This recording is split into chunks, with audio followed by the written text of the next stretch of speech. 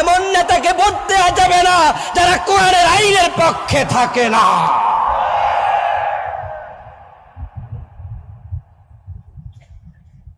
আপনার আঙ্গুলের টিপ দিয়া কিন্তু নেতা ফাঁস করে।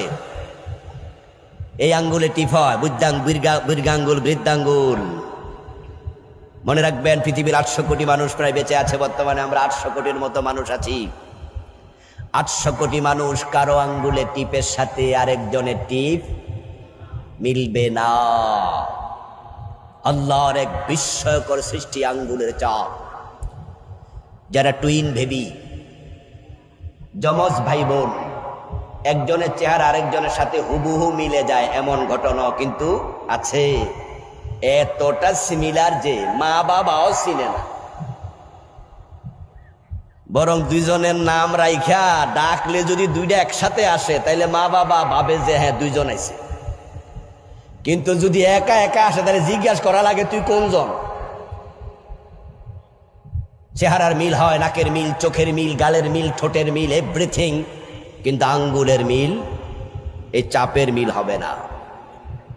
তো কে আবিষ্কার করছে ভোট দেওয়ার সময় যে আঙ্গুলের চাপ দেয়া লাগে? আমি এটা জানি না, কোন বেড়ায় বুদ্ধি করলো।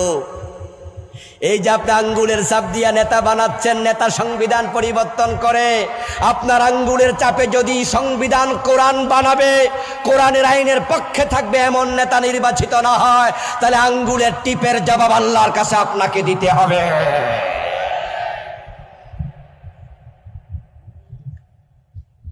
قال رسول الله صلى الله عليه وسلم الدال على الخير كفاعله والدال على الشر كفاعله।